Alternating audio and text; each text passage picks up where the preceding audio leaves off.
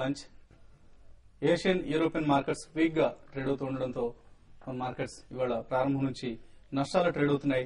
సెన్సెక్స్ 72 పాయింట్ల నష్టంతో, నిఫ్టీ 18 పాయింట్ల నష్టంతో ట్రేడ్ అవుతున్నాయి. ప్రధానంగా heavy weights like Reliance industries, housing development finance corporation, అలాగే ఎల్ఎన్టీ, M&M, మారుతి సుజుకి ఇటువంటి స్టాక్స్ డ్రాగ్ చేస్తున్న ఇండెక్స్ ను, అలాగే స్టేట్ బ్యాంక్ ఆఫ్ ఇండియా.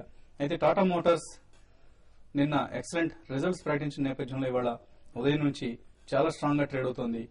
సుమారుగా ₹50 లాభంతో ట్రేడ్ అవుతోంది. ప్రస్తుతం 10 దగ్గర ట్రేడ్ అవుతోంది.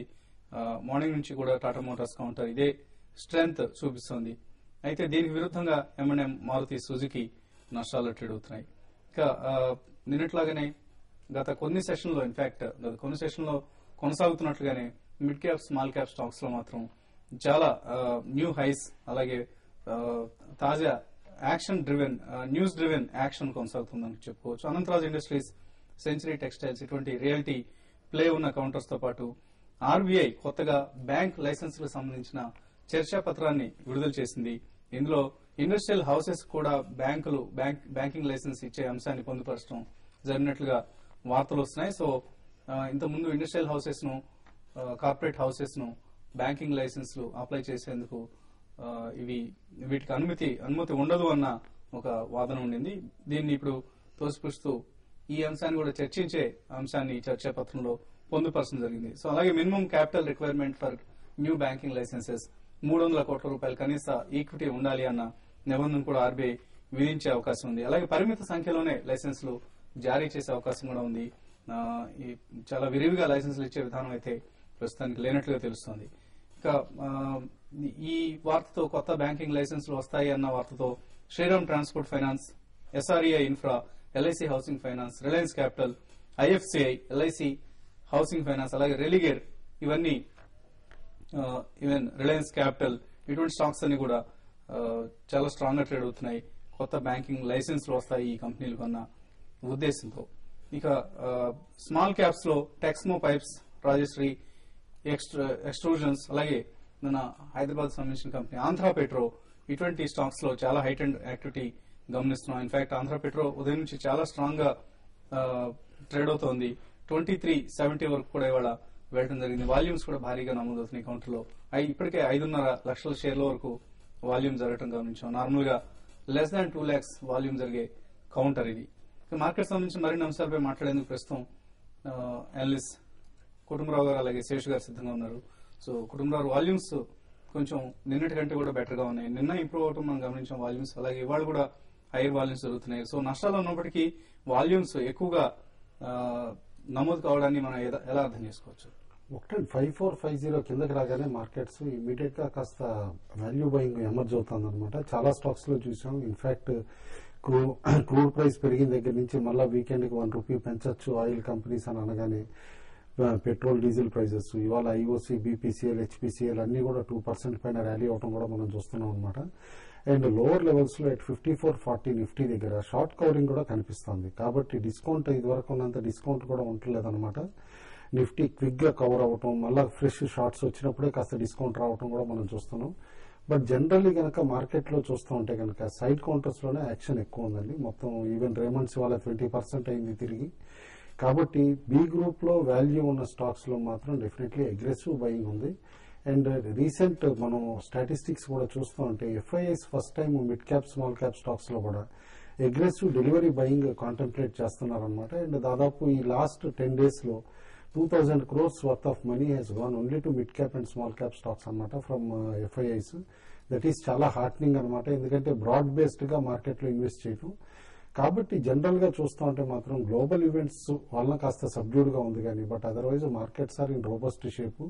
బ్రాడర్ మార్కెట్ బాగుంది కాబట్టి కంగారేం లేదు. ఊరినే నిఫ్టీ చూసేసి భయపడాల్సిన అవసరాలు లేవని చెప్పేసి అంటాను. అండ్ ఇందాక మీరు మెన్షన్ చేసినట్టు లోకల్ షేర్ ఆంధ్ర పెట్రో కూడా ఇదివరకు ఆపరేటింగ్ మార్జిన్స్ ఓన్లీ 2.5% ఉన్నదల్లా ఈ ఫస్ట్ క్వార్టర్ లో 19% కి ఇంప్రూవ్ అయింది. మార్కెట్ లో కూడా యాక్షన్ లో రిఫ్లెక్ట్ అవుతుంది. స్టాక్ ఇవాళ దాదాపు 11% జంప్ అయింది.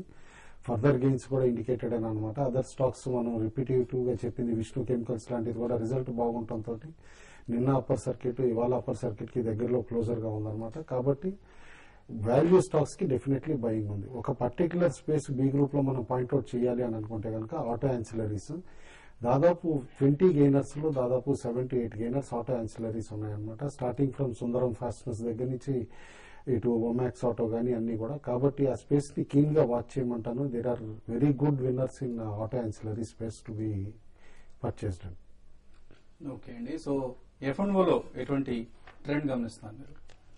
F&Oలో చాలా వరకు కొన్ని టాటా మోటార్స్ లాంటి కౌంటర్లో చూస్తే కాల్ ఆప్షన్ ఈ రోజు నిన్నటికి రోజు చూస్తే ఒక 50-60% పెరగడం జరిగింది. అదేవిధంగా కొత్తగా హిండాల్కో ఒకటి, తర్వాత బీపీసీఎల్, హిందుస్థాన్ యూనిలివర్ వీటిలో బాగా యాక్టివిటీ అనేది కనపడుతుంది. ఇవి పక్కన పెడితే మిగతా అదర్ కౌంటర్స్ లో నార్మల్ యాక్టివిటీ పెద్దగా అంతగా కనపడలేదు.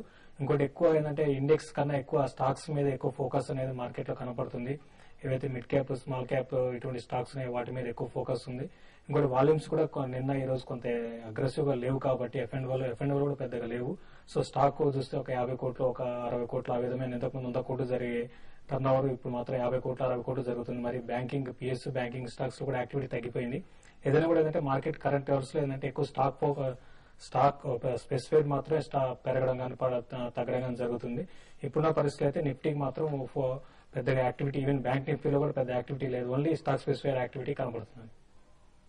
ఓకే అండి. M&M ఫైనాన్స్ ఇది కూడా బ్యాంకింగ్ లైసెన్స్ వార్తతో పెరిగిన స్టాక్ సుమారుగా 10% పెరగడం గమనిస్తున్నాం. అలాగే రెలిగేర్ ఈ రెండు కౌంటర్లో ఇండస్ట్రియల్ హౌసెస్ కూడా ఇందులో ఎలవ్ చేస్తారన్న వార్తతో ప్రధానంగా ఈ రెండు స్టాక్స్ లో మూవ్మెంట్ చాలా ఎక్కువగా కనిపిస్తోంది.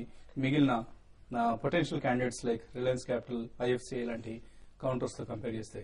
ప్రస్తుతం కాలర్ లైన్ లో ఉన్నారు, వైజాగ్ నుంచి చక్రధర్ లైన్ లో ఉన్నారు. చక్రధర్ గారు నమస్తే అండి. నమస్తే అండి. అలాగే డిఎల్ఎఫ్ 340 కాల్ ఆప్షన్ ఒకటి, అలాగే ఐసిఐసిఐ బ్యాంక్ 1020 కాల్ ఆప్షన్ ఉన్నాయండి. అవి హోల్డ్ చేయమంటారా లేకపోతే ఎగ్జిడమంటారా? ఇప్పుడున్న పరిస్థితుల్లో రెండు కూడా చాలా బులిష్ లో ఉన్నాయండి. మరి ముఖ్యంగా ఐసిఐసిఐ బ్యాంక్ గత 3-4 ట్రేడింగ్ సెషన్ లో కూడా ఏమాత్రం స్టాక్ లో కరెక్షన్ లేకుండా పెరుగుతుంది. ఈ రోజు మార్నింగ్ సెషన్ లో కొంత వీక్ ఉన్నా కూడా మళ్ళీ రికవర్ అయిపోయింది. అయితే కరెంట్ అవర్స్ లో కొంత 980 ఆ లెవెల్లో కొంత ఐసిఐసిఐ బ్యాంక్ కి కొంత రెసిస్టెన్స్ ఫేస్ చేసే అవకాశం ఉంది. ఎందుకంటే లాస్ట్ క్వార్టర్ లో మీరు చూసినప్పుడు అయితే 975, 980 నుంచి స్టాక్ కరెక్ట్ కావడం జరిగింది. ఇక్కడ ఒక 1 ఇయర్ దగ్గర దాదాపు 1 ఇయర్ ట్రెండ్ చూసుకుంటే ఈ లెవెల్స్ నుంచి కొంచెం స్టాక్ అయితే రివర్స్ అవుతుంది.